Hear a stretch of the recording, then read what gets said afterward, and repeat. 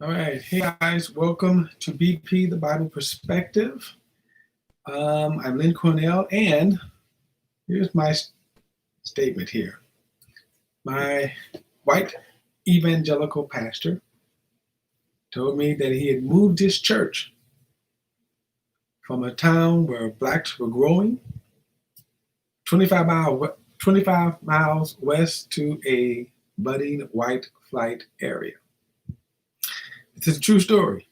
Now, before we unpack it, please like and share this video and subscribe to BP, the Bible Perspective. And as always, if you have a thought or comment, add it to the comments section below. All comments are welcome. Now, this is a true story. This actually happened to me, not in the 50s, but in the millennium. A white pastor that we was going to a church in a particular area, and me and my wife, we were just looking around. We had found this church. It was a kindred church to another church. Actually, it was a church plant, and that's why we had started attending this church. And the pastor came over at my job site, and we were having lunch. And I think, in retrospect, I think he was sort of like sizing me up, trying to see who I was, why I was there. But anyway, subject of race came up. And he began to do the typical, to me, conservative talking points. And he began to, typically say, why, do I have to be blamed for slavery? My ancestors came over on the boat and yada, yada, yada. Okay. So I'm thinking, okay, all right. And then he comes to this point where he says that he had moved his church because of the city in which they were living in. And by the way, this city that he was in was, for years, you could say a Dutch Reform heaven. It was such a conservative city, mostly white, probably up until, I'm going to say probably most of its history, all white.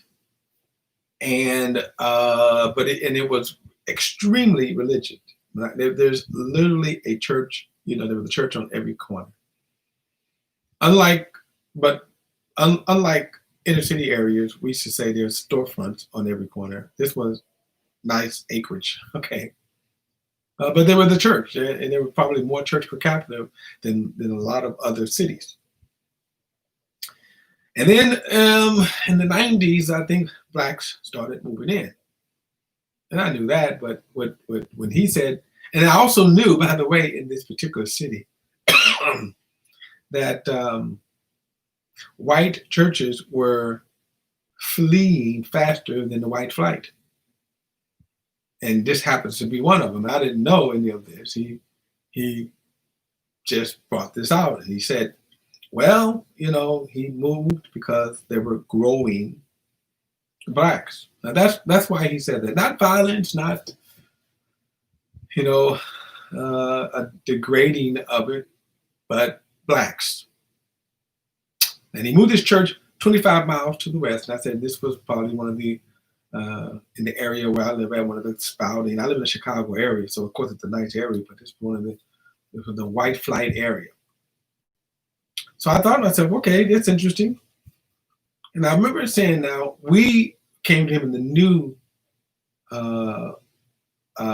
city because we was already going to church out there. And so when we heard about this church, we started attending. They are a very conservative evangelical church. But when he said that, I said, well, so what you're telling me that if I had joined your church in the other location, you would have left me. He says, well, everybody was welcome to come. And then he even said, I tried to find a black pastor to take over the church. In other words, you left the black people, in other words. Okay. Now, the reason why I'm saying this is because in a lot of times I'm going back and forth on Facebook, and I'm noticing this problem of race that we still have within the Christian community. That race is very much, just as race is in the very DNA of this nation, race is also equally in the DNA of the evangelical Christian movement. It starts from 1776. You can go back further. Race has been always a part of the Christian world. So much so that even during the 1776, when the nation was formed, and African Americans were denied their naturally born citizenships because of slavery. And by the way, I'm not going to get too much into this, but there is a history there, and there is stories to be told there, because the founding fathers wrestled over that issue. It haunted them, by the way, but nevertheless, that's sin nature run out in prophets. Every denomination split over the issue of slavery. That's how bad it was. We're talking about the Church of Jesus Christ, right? Every single church, every denomination split. Eventually, they all reconcile, except the Southern Baptists, in other words. But as we move forward in time, do you know that churches, even after the 1965 passage of the Civil Rights Bill, many denominations still stepped in their racism? And that many of them did not. Now, this just understand it. 1965, the country ended legal racism. Most Christian denominations held on to theirs decades afterwards. Now, I'm saying all that to say this, is that what is amazing to me, when we talk about race, and now you still see the seeds of it. See, laws changed, but hearts didn't. And we see that even today.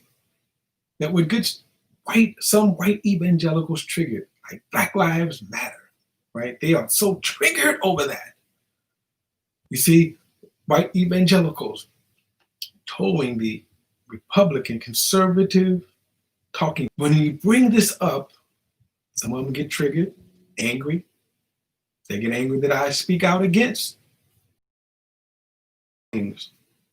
And what is amazing to me, that some of you call me racist for speaking up, by the way. Of course, you don't ever get into, and when I ask them, how do you define racist? And one of the things I like to say is that if you're going to call me a racist, am I more racist than some of the leaders in every denominational church and college? Am I more racist than that? And what is interesting to me is that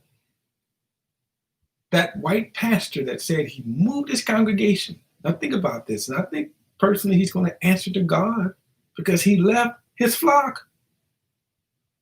And will he be vilified for that? Jesus talked about the good shepherd.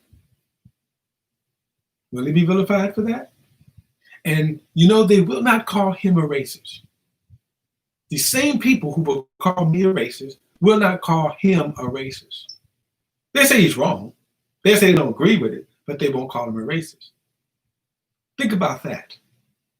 We still have a race problem in the Church of Jesus Christ. And we might can ask the question, are these churches truly the Church of Jesus Christ? That's my perspective. Look, don't forget to like and share this video, and please subscribe to BP, the Bible Perspective. And as always, if you have a thought or comment, add it to the comments section below. All comments are welcome. Till next time, I will see you then.